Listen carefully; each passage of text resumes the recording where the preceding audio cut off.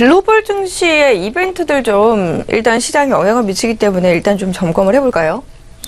네, 몇 가지 좀 팩트가 좀 있었죠. 아시는 것처럼 오늘 뭐 여러 가지로 좀 예상보다 많은 악재가 많은 글로벌 증시이기 때문에 오늘의 이것을 어떻게 바라봐야 될지 월가 참여자들이 고민을 좀 많이 하고 있습니다.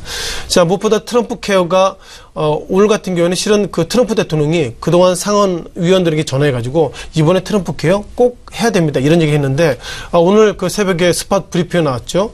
결국 상원에 이번에 트럼프 케어 관련돼가지고 통과를 못했습니다. 통과를 못한 것이 부결된 것이 아니라 좀 더 손볼 것이 있습니다. 이런 어떤 연기 때문에 예상보다 이번에 연기가 됐다 이렇게 봐야 될 것 같고요.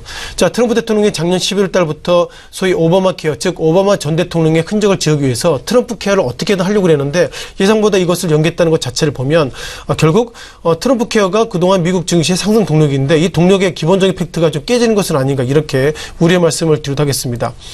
자, 트럼프 케어 관련된 몇몇 종목들이 있는데요. 자, 미국발 종목입니다. 통상 우리가 터닛 헬스케어라고 그러는데요. 이것이 미국에 있는 병원의 체인점이기 때문에 이 종목의 오늘 주가가 오늘 상승했습니다만 예상보다 고점 대비로는 하락해서 결국 테너케어 이렇게 주가 하락했다는 것 자체를 보면 기본적인 틀거리 가운데서 전체적으로 헬스케어에 대한 주가는 상승보다 하락할 여지가 있다. 이런 좀 말씀을 드려보도록 하겠습니다. 또 한 팩트 가운데서 옐런 의장이 한국 시간으로 새벽 2시죠. 그 런던에서 좀 인터뷰했습니다. 그 인터뷰 내용 가운데서 6월달에 기준금리 인상했지만 월가 참여자들은 최근 들어서 미국 증시가 상승하는 가운데서도 예상보다 동력이 좀 떨어지고 있다 이렇게 보겠습니다. 어쩌면 그것을 보면 옐런 의장은 3월과 6월에 기준금리 인상했지만 그리고 앞으로 9월달 그리고 12월달 인상한다 하더라도 결국 미국 경기가 안 좋은데 옐런 의장의 코멘트가 좀 바뀔 것은 아닌가 이런 평가를 받아봤는데요. 예상보다 오늘 새벽 2시에 옐런 의장의 코멘트 가운데서는 기본적으로 미국 경기 잘 되고 있다 평가를 가지고 있는데요. 월가 전문가들은 미국 경기 안 좋다. 그리고 옐런 의장은 미국 경기 좋아지고 있다. 이런 좀 혼돈성을 상당히 오늘 새벽에 보이고 있다 보겠습니다. 또 한 팩트 가운데도 구글에 대한 코멘트를 드려봐야 되겠는데요. 어제죠. 유로존에서 구글 관련돼서 불공정 공시 혐의가 있습니다. 이렇게 좀 공시를 했습니다. 뭐 유로 달러로 24억 2천만 달러인데요. 한국 돈으로 보면 예상보다 많은 금액인데요. 자, 유로존이 바라보는 구글 시각 그것입니다. 즉 구글이 어떻게 보면 검색 엔진 부분에서 시장 1위를 달리고 있는데 구글에 어떤 뭘 사겠다 이거 넣어 보면 이것이 공정하게 나오는 것이 아니라 구글과 관련된 그런 기업들 상품들 이런 부분들이 연관 검색어로 뜨기 때문에 자, 그런 관점으로 보면 구글이 결국 어떻게 보면 불공정 공시가 있다 이런 어떤 입장을 좀 보이겠고요. 자, 중요한 것은 이것이 구글로 끝나는 것이 아니라 스타벅스, 애플 그리고 아마존 등이 유로존에서 조사하고 있다 이런 판단 속에서 오늘 새벽 끝난 미국 증시 하락 가운데서 애플주 그리고 이런 소위 빵 종목의 기본적 팩트는 불공정 공시 혐의가 있다 이렇게 좀 봐야 될 것 같습니다.